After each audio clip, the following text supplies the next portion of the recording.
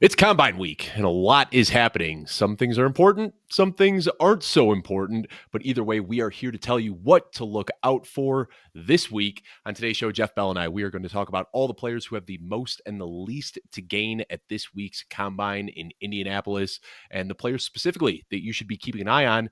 Jeff, I think the first player we got to talk about here isn't going to be doing any running, any exercising, any workouts. Shedeur Sanders. You know, when we saw this was at the Shrine Bowl. He met with the top three teams.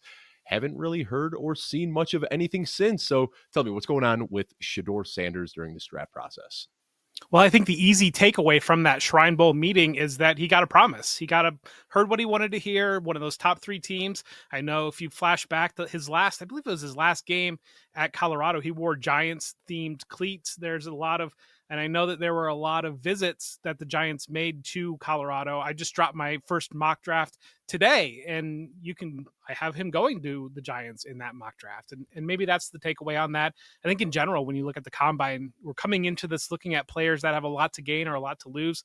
The other day I had a little bit of amusing that the combine has transitioned from players would come in with questions about their ability and what they can do. And they would say, this is my opportunity to silence this. And it has gone so far to the other direction. They'll come in with questions and they will avoid any of those questions and play it safe. And Shedeur Sanders at the top of the list, he's just doing that. I mean, Ashton Genty is another one that he's not going to test. He's going to test at the pro day. We're seeing that from the top guys more and more. So do you think this means he's got a commitment from the Giants and he is just pretty steadfast in the belief that he's not going to fall past three? Or do you think it's possible that maybe he got commitments from all three of these teams? I mean, we're looking at Tennessee, Cleveland, New York, three teams that are all in need of a quarterback. You know, there's still a lot of time left to discuss between Cam Ward or Shedeur Sanders. Do you think that he just knows he's not falling past three? Or do you think that he even has it in his head that he might be going number one overall to Tennessee? First off, I think there are some whispers, rumblings out there that Deion Sanders, obviously his father and obviously very plugged in, is pulling some strings behind the scenes on what direction he might go. And I have heard that the Browns and even Titans are organizations that he doesn't particularly want to go there. And I mean, we know there's a lot to unpack with the Cleveland Browns right now of everything that's going on there. Can't really blame him there. I mean, Tennessee might be a little bit of a better landing spot, but trust and ownership, I think, is going to be huge with Deion Sanders. And I think that that's where the Giants land in somewhere that is very, very respected organization within NFL circles when it comes to that ownership. I think there's confidence within Shedeur Sanders that if it's going to be the Giants, if it's going to be the Raiders, I think we would probably both and all be surprised if this was a Will Levis type situation where we're hearing about Shedeur Sanders might go second in the draft, the night of the draft, and he sits in the green room the entire night. I don't think that's going to happen. I think he's pretty confident he will be going top 10. And I think that there is some influence behind the scenes on swaying what direction that might be. And, you know, you look at prime time. I don't want to, get too much into the personality here, but if he's got his choice between Tennessee, Cleveland, or New York, I think I know where Sanders probably wants to end up. Now, I don't want to bury the lead too much. We do have other quarterbacks that we are going to talk about today. But before we talk about quarterbacks, I do want to mention one more name, Jeff, that you said that you are specifically going to be keeping a very close eye on this week, and that is Harold Fannin, a guy who just had a record-breaking season at Bowling Green. So far, we know the measurables are there. 6'4", 240 pounds. And I think a lot of people expect him to have this off-the-charts athleticism that would push him into that rarefied air, being one of those quote-unquote generational tight ends that checks every single box. You know, the Kyle Pitts, the Vernon Davis, one of those types of guys. What is it that you're going to be looking for specifically this week, though, in regards to Harold Fannin? Probably testing how he performs in catching the ball, those types of drills, because there's a lot of conversation around Harold Fannin right now. And I know that at the Senior Bowl, they were lining him up at H-back. But I think that when you look at it, Brock Bowers didn't line up too often at H-back at the NFL level. At college, he did a little bit more. And I think that one of the conversations that I'm seeing right now is concern about if Harold Fannin can play inline tight end. And my gut, from what I've seen, I don't think the team that is going to be drafting him is going to be overly concerned about him being an inline tight end. I think it's unfair to look at him and a guy like Tyler Warren, who's a massive guy of 6'6", 260, what you think about when you see a tight end. You can't compare. They're completely different players. But I think that it gets lost in that conversation, that concern about him being an H-back or can he be an inline tight end? misses the point entirely, because we did just see Brock Bowers emerge as just a different type of player. And I think the league has really tried to figure out how to use these players. And if you flash back to that summer when Jonnu Smith joined the New England Patriots along with Hunter Henry, and there was Jonnu Smith was lining up at fullback, Jonnu Smith's in the backfield, the first snap of camp, all these different things about how they were going to use Jonnu Smith. And I think it How did took a that work couple of out? years. Well, how did it work out in 2024 for Jonnu Smith? Right. Took some time, but it did. Yeah. Took some time. And I think that that's one of the biggest things that you see. Brock Bowers unlock some things there. You see Jonnu Smith unlock some things. You're seeing these different type of athletes that I think teams have struggled for a long time. You can go back and think about all the athletic 6'4", 235 guys that you're just like, well, I don't really know what you do with this guy. And now you see a guy come in after we see Brock Bowers have that emergence, after we see Jonnu Smith finally break through, and Harold Fannin is perfect in that mold. And so whether some team sees him as a fullback, whether some team sees him as an H-back, whatever it might be, doesn't matter, because he's going to go to a team that is going to try to utilize him as an offensive weapon, as a primary offensive weapon. And so that's the only thing that matters. And I think that that's one of the biggest things that is getting lost in the conversation right now with Harold Fannin. Let me just I'll ask you a rhetorical question, but you look at the top scorers at the tight end position last year. Brock Bowers. I think George Kittle's the one that probably doesn't fit the mold that I'm talking about here, but Brock Bowers, Trey McBride, Jonnu Smith, Mark Andrews, Travis Kelce, Sam Laporta, Zach Ertz, Tucker Kraft, Pat Fryermuth. You know what all of those guys don't do? Is play traditional tight end. You don't see those guys lining up in line. They're lining up in the slot. They're lining up out wide. They're lining up in the backfield.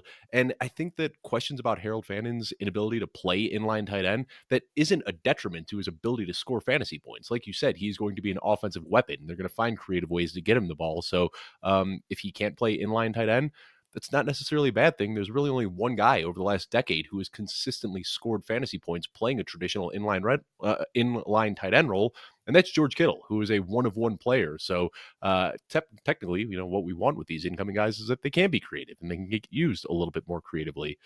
Now, we got a lot more guys that we want to talk about, but first of all, Jeff, just want to say it's great getting to see you on camera. You and I, we do our weekly in-season show that we record at about 5 a.m. Mountain Time, 6 a.m. Mountain Time, whatever it is. It's before the sun comes up in season, and we're sitting here with our glasses on in the dark, kind of going through the NFL news. This is a nice change of pace. You look lovely, like seeing your face on camera. How have you been? Dave, I'm busy. It is tax season. I work a lot during tax season. We just did the rookie guide, and I hope Yes. everybody is enjoying the rookie guide. We are in process on version 2 of that rookie guide, with the combine coming up this week. We will be dropping shortly after the combine is complete, so we will see an updated version. Even before a lot of places have dropped their version 1, we're going to have our updated version 2, and we'll have every player in the combine. We will have updated ranks. We're got our ear to the ground. Like I mentioned, I just dropped my Boots on the mock ground, I draft should say, too. 1.0. C. Salami Yeah. is in Indy Yeah. right now, talking to these players in person, sending us videos. Yeah, it's just a very exciting time of the year, and a very busy time of the year for me.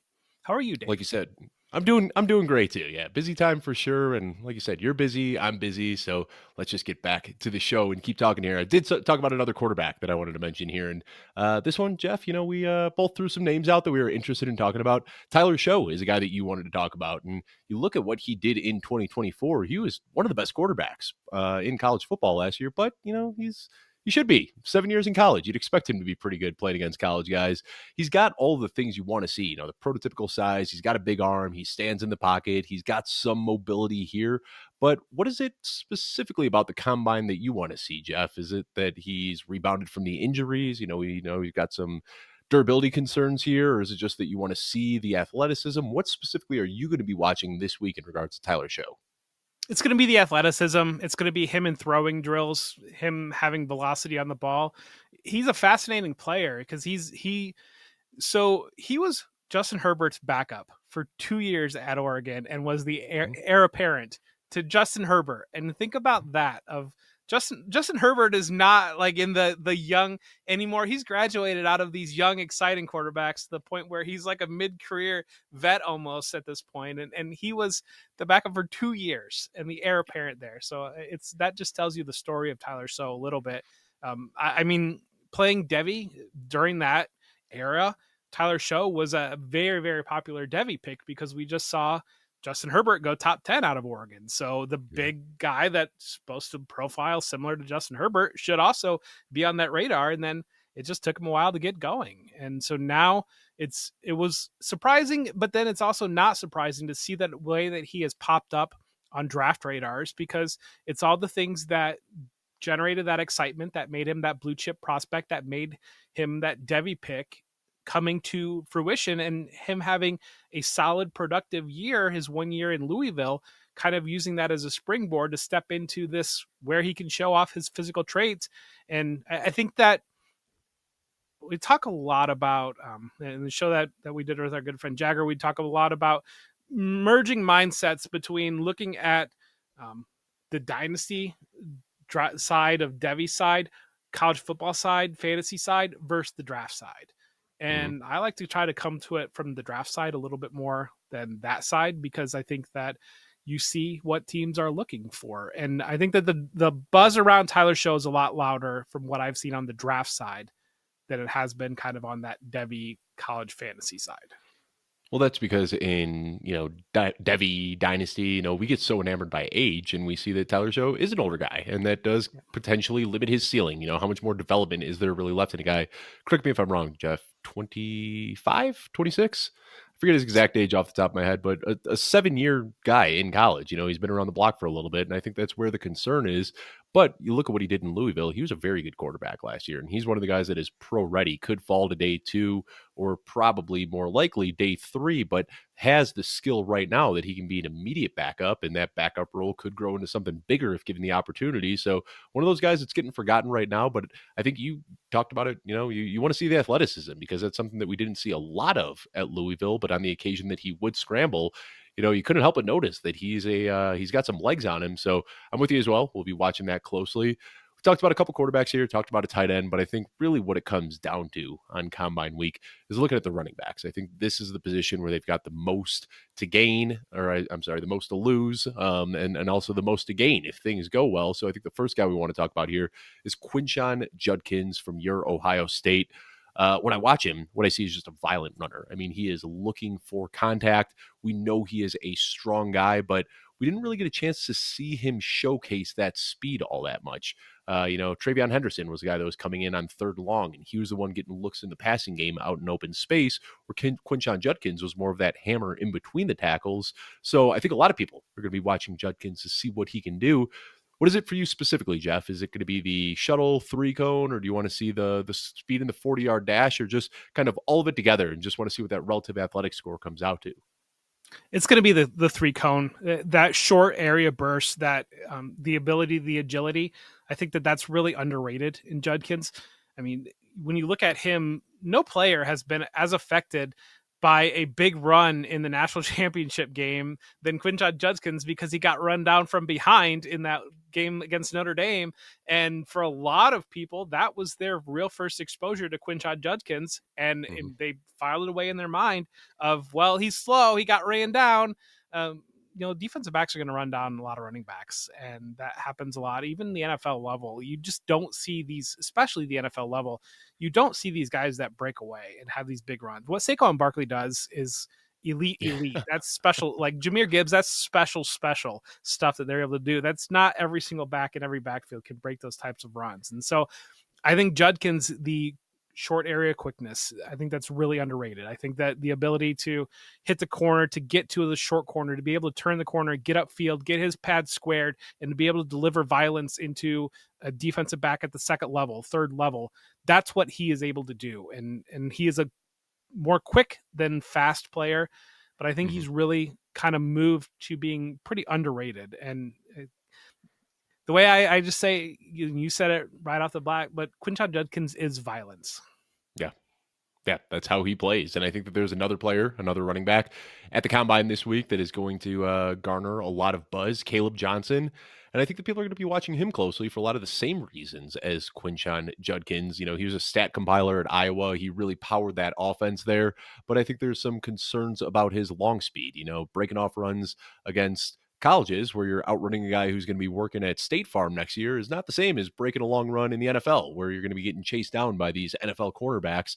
So I think that there's a pretty wide range of outcomes. I've seen some guys saying that he's going to easily run in the high 4.3s. I've seen other people saying that he could potentially be a 4.7 guy. And I think that based on what he can run in the 40, at least the way that fantasy and dynasty analysts look, I think that if he runs, goes out there and runs a sub 4.4, I think he immediately gets pushed into that Omarion Hampton, Travion Henderson tier. And if he goes out and runs a little bit slower, then we could potentially be talking about him falling to day 3, which we see a lot. Guys that we really like go out, have a bad combine, and fall to day 3. Where are you at on Kaleb Johnson? Do you think he's going to run that 4.4? Do you think he's going to be closer to the 4.7, somewhere in between? And how do you think that his 40 time could potentially impact his stock? So, one of the things that has devalued combine testing is having the zebra technology, the ability to track players' miles per hour. Yeah. And supposedly, Kaleb Johnson has hit 21 miles per hour, and that puts him as one of the faster running backs. If that translates to a 40 that is comes in sub 4.4, he's not going to be in the Hampton Henderson tier. He's going to be above the Hampton Henderson Yeah. tier, I think, consensusly. If he goes sub 4.4, people are going to put him as their running back too, and that you just can't touch it at that point. Is where I think the value is going to be. I see him more as a 4.45 guy. Is when I watch the tape, I see a little bit more of a 4.45 guy, and that's some of that. Maybe it plays into that acceleration. Maybe it's almost like the opposite of the Quinshad Judkins argument, where Quinshad Judkins is really got the acceleration quickly. Johnson, from everything that I've seen, builds up a little bit more into it. And I think if you're contrasting these two players, often what I see with Judkins is more pads down, more delivering a hit, whereas Johnson, it's more, a little bit more upright and a little bit more kind of the size plays a bigger factor, and the defensive back kind of like stands up with him a little bit and then is not able to get him down and break the runs that way. Whereas Judkins kind of delivers the hit into the defender and kind of drives his leg forward at that point. And maybe that plays into creating bigger runs for Kaleb Johnson.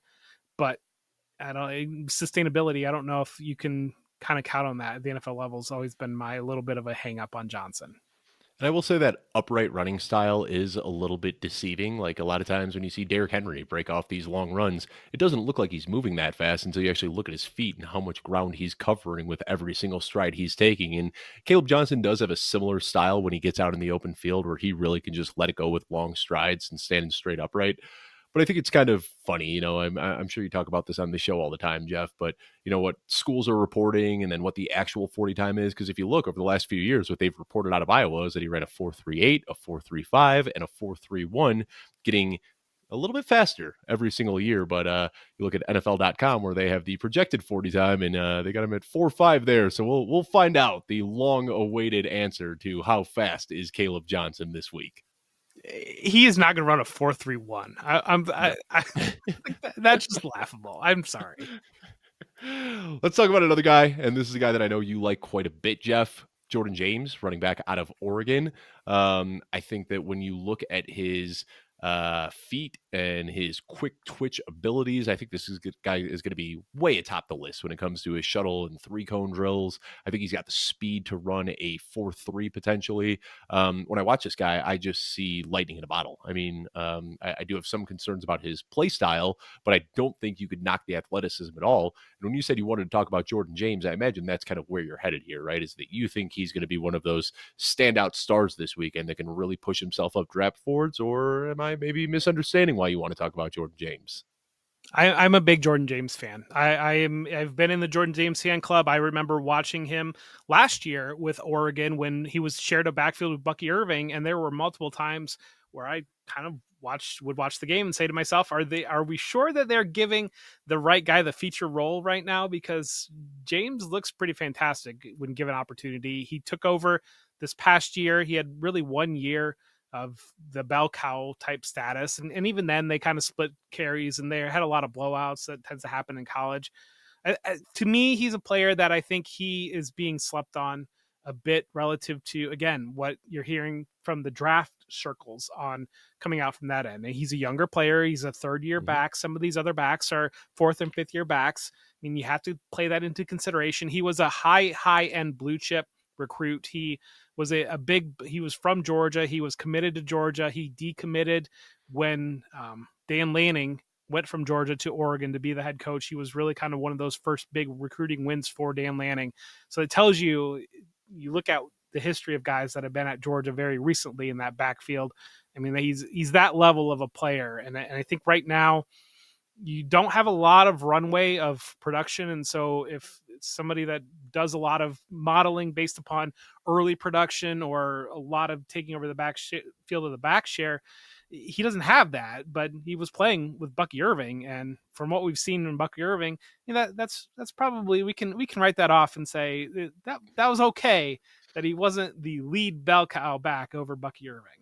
Yeah, I think that makes sense a little bit. Do you have any ideas, Jeff, of maybe what you hope or what you expect Jordan James to run this week? Because, like I said, I mean, when I watch him, I do have a few concerns, but I mean, I'm talking super nitpicky here. When you watch him, it's just impossible. I think like you can be a very casual football fan, put on some an Ohio or an Oregon game, and you can't help but notice Jordan James. I mean, he's a guy who just pops off the screen with his agility and his lateral movements and the acceleration and the deceleration. I mean, he just has a way of moving that is one of one. I don't want to put any numbers on it. I will say, if you want to know numbers, and especially if you live in an area that you can take advantage of numbers based, Thor with Fantasy Life does a Yes. fantastic job, and Yeah. he is so good at that. And that is, check him out. His content's fantastic in general, but he is always nailing the 40s. And so I would say I don't have a number for it, but I will pay attention to what he says.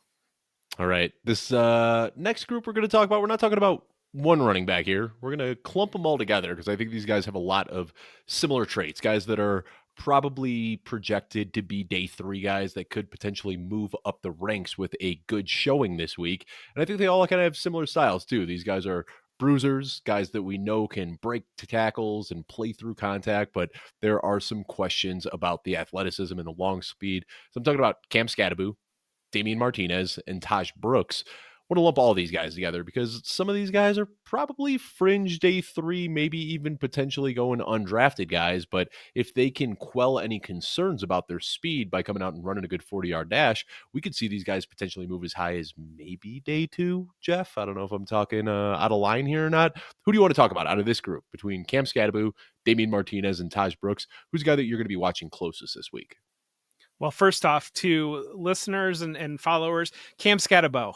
Cam Scatabo, I It's not wish you the Scadaboo. best, Cam Scatabo. So I think the last show that it might have even gone like Skate Tebow was about was the comments on the YouTube there. So Cam Scatabo, we're pulling for you, and I hope you're having a great night, Cam. But yeah, that's one I think that has the best opportunity to push into that day two. You look at the frame, you look at what he's done in terms of the receiving game, and that's always my biggest question. Even the size, let alone the size, what can a player do in the receiving game? And two, I think that there's a little bit of antiquated thought on the way what we're looking for in some of these running backs in fantasy football, because yes, these are big bruisers that can handle 20 to 25 carries. NFL teams aren't giving Yeah. big bruisers 20 to 25 carries a game. They are looking for lightning in a bottle. And These guys all would have Jaden been Blue top is, 2 round picks if we were drafting 20 years ago. yes, even 10 years ago. But Mhm. like Jaden Blue is a guy that doesn't get talked about a lot. I think he's got a chance to be the fastest running back at the combine and can be a big riser coming out of the combine. But really what I've transitioned when I do my rankings, when I'm looking for in my rookie drafts, of those explosive guys that you look at. I know you were big on Tyrone Tracy last year, and Tyrone Tracy was a big riser in terms of the testing that he put out. And we knew that the passing game work was there, being a converted wide receiver. And what do we see out of it? Tyrone Tracy breaks out with the Giants in his first opportunity. And so yeah, some of these players, Cam Scatabo, Damian Martinez, Taj Brooks, they certainly do have the opportunity to quell some concerns with testing. But again, you're kind of looking for them to test well enough that they're going to get drafted, but test well enough that they're going to be, you want these guys to be goal line roles is really what you're looking for. And really kind of, you flash back to that Jamal Williams year in Detroit when he had like 17 touchdowns or something like that. That's kind of what we are And what, hoping for. 408 touches, I believe. Yeah. Oh, Jamal Williams in Detroit. I'm sorry. I thought Jamal you were talking Williams about in Jamal Detroit. Lewis in never mind. All right. Yeah, No, Jamal Williams no, in that, Detroit. Yes, yes, yes. yes. Yeah, the pre David Montgomery to Yes. the pre Jahmyr Gibbs backfield. So that's kind of what these roles have become for these guys is uh, yeah, kind of, and maybe it becomes even bigger with the talk about the elimination of the tush push and those types of things that kind of steps back into that big back in those short yardage situations a little bit more again. But that's where these guys are relative to scoring in the fantasy game. But I do, Cam Scatabo is a player that I think that it can be there in the passing game, probably more than the other guys. And that's probably where the big question would lie on Damian Martinez and Taj Brooks is like that gauntlet drill, what we see with them Mhm. handle the ability to showcase in the receiving game might be bigger questions for some of these guys. And you do talk about like that goal line role. And I think that's something that, 5, 10, 15 years ago, we talked about a ton in fantasy. But the reality is now with the way rushing quarterbacks have taken over the NFL, and we do see smaller guys getting going at the goal line as well. For somebody to actually land, like if we're talking about one of these guys, let's say Damian Martinez comes out and runs a 4.7, which is very possible. He's not going to be getting any early down work between the 20s. He's going to be regulated or relegated almost specifically to goal line work if that's what he does and he gets drafted. And for that to pay off in fantasy, he needs to be drafted to a team that is going to have a lot of goal to go situations, that doesn't have a quarterback who has any rushing upside, and doesn't have another running back that's a threat at the goal line. So what we saw with Jamal Williams, as you alluded to a few years ago in Detroit, is catching lightning in a bottle. And if you're going into your rookie draft saying, I'm drafting this guy in round 3 because he could potentially be a goal line back, the likelihood of him actually landing in a goal line back role that's valuable for fantasy is so thin that I would almost always rather go after the guy that has the pass catching profile or the wide receiver who can break out rather than these guys that project to be goal line back. So that being said, Scatabo, are we positive that's how we're saying it, Scat, Jeff? I'm going to have to Scatabo. switch back and forth between both shows because Alfredo and I had this conversation and we settled on Scataboo. So you'll hear two different pronunciations for me on two different shows here. But Now you got me shook, Dave. I'm 99% sure it's Scataboo. But either way, it's not that important. We can talk after the show. Cam, Damian, Taj, we're on first name basis with all of these guys. But I think that's the big thing is if one of these guys goes out and surprise us with the athleticism and is faster than we expect, then they go from being a projected goal line guy to a guy who could be an injury away 3-down running back. And that's what we really want to see here. Cam Scatabo. Cam Scatabo. All I right. have the Cam Scatabo. I seed. All right. Let's move on to wide receivers, Jeff. We got a lot of wide receivers we want to talk about. Well, not a lot, but we got a few. And let's start with Arian Smith. We're going to keep this one short and sweet. Can Arian Smith beat the record on the 40-yard dash that Xavier Worthy set just last year? It's a real possibility. What do you think, Jeff? He's going to threaten it, and I think that it's one of those that I don't see a lot of talk about Arian Smith. No. And plugged in talk with the Senior Bowl. He had a very strong Senior Bowl. He was Georgia's leading receiver this past year, and I think that the exciting thing about him, one, I do expect him to be the fastest wide receiver if he runs, and then two, he's not like a track guy. He played quarterback, he played defensive back, it's one of these that I always love these backgrounds of these elite athletes that in high school, it's not like the guy that doesn't know how to play football that we're just throwing now out there because we saw him run a fast time and maybe he'll just run straight lines. It's these guys that they played quarterback and they also played defensive back and they 20 tackles a game and they also were the entire focal point of their offense. And so he's that type of guy. And it took him a little bit of time to get going in Georgia. Deep room there. Obviously, I mean, last year we saw Ladd McConkey and Brock Bowers both emerge out of that same room. Now, last year, this 2024, he was the leading receiver. He finally had this opportunity. And when you watch him, he makes guys in the SEC look like they're standing still. And that is saying a lot when you can make a defensive back in the SEC look like you're standing still.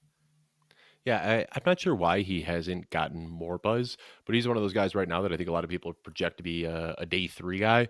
But if he comes out, I mean, nobody had Xavier Worthy going in round one last year. I think pre combine, everybody assumed that he would be a day three guy. It was his teammate Adonai Mitchell that was getting all the buzz. And then Xavier Worthy goes out there, burns the 40 track, and then all of a sudden gets drafted in the first round. What's the face for?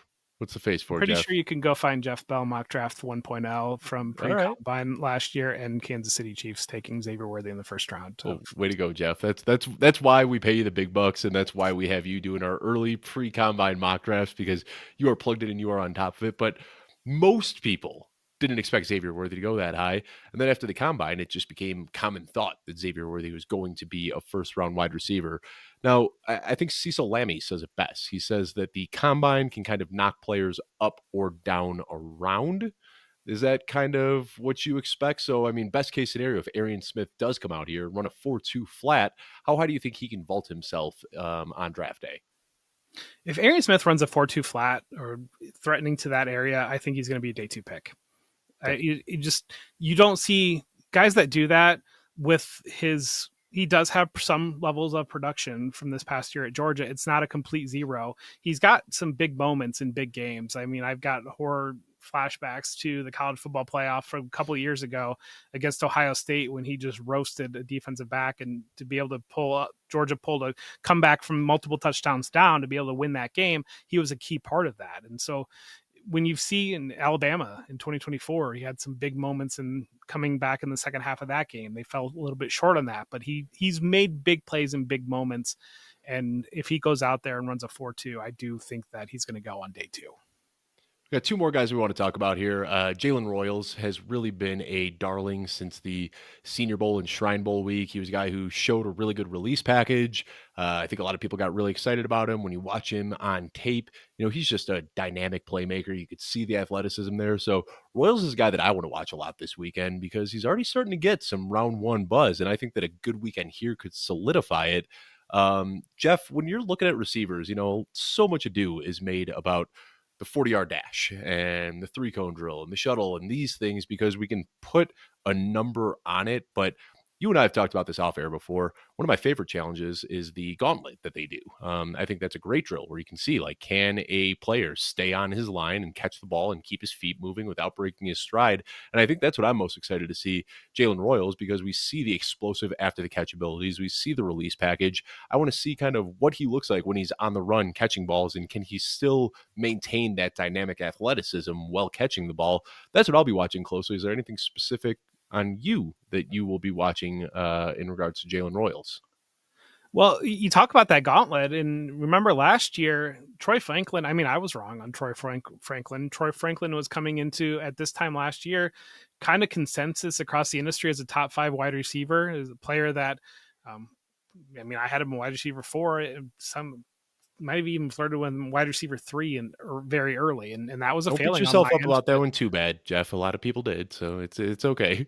But you remember in the gauntlet, it was a mess. He looked horrible in the He was gauntlet, and weaving the whole way, and yeah, it yes, didn't look good. Yeah. and then you remember what Keon Coleman did in the gauntlet, because Keon Mhm. Coleman tore it up. Keon Yep. Coleman looked amazing in the gauntlet, and was one of those things that was a kind of a springboard for him. And then we saw him go. I mean, he didn't go in the first round, but he basically went in the first round of the draft. He went like top 34 or 33, I think it was. So you've got that. And I think the jumping off point, and I think probably for Royals, he is that type of player that you want to see that athleticism translate, because his body type stands out. He's just a thick, different build than what you see out of a lot of different receivers. And so that raises your eyebrows a little bit. And so, yeah, if he can handle himself in that type of an environment, if that athleticism shines through, then is certainly a player that can solidify and be that Keon Coleman that can push himself into basically in the first round. And do you remember, you know, they've done the gauntlet for quite a while now, but do you remember what it was specifically that made that why people started paying such close attention to it? It was Puka Nakua a few years ago was the one that lit up the gauntlet drill, ran it faster than anybody's ever ran it before. And I don't think his foot came off the white line. I mean, he just looked perfect running that, and that, you know, pushed him up into the Rams radar and he became the player he did. So people are paying more and more attention to that now. Jalen Royals is a guy I'm excited to see run that drill. Another guy I'm excited to see run that drill is Nick Nash. Now, Nick Nash, San Jose, 6-year guy. We know last year he led the NCAA in receptions, yards, and touchdowns. It's impossible to ignore the production, but I think a lot of people are just going to say, well, he was a 6-year guy, beaten up in the Mountain West Conference.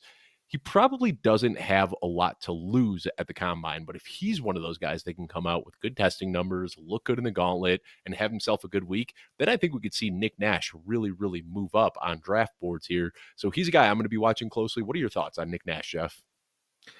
Some smart people like him. So, the production is certainly, You don't have to call can't me argue with smart, it. but I do appreciate the compliment, Jeff. Yeah, no, I get it.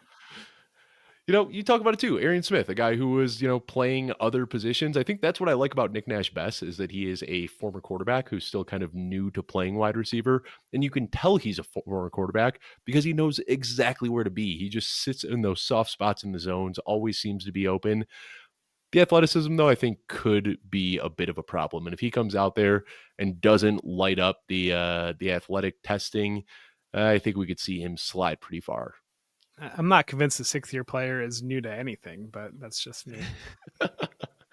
All right, Jeff. Well, we did it. We talked about the guys we're going to watch this combine week. This is a fun week. Combine, it almost feels like real football. There's no pads, there's no tackling, but there's football players on my TV on a Sunday, and I don't know what much more I could ask for there.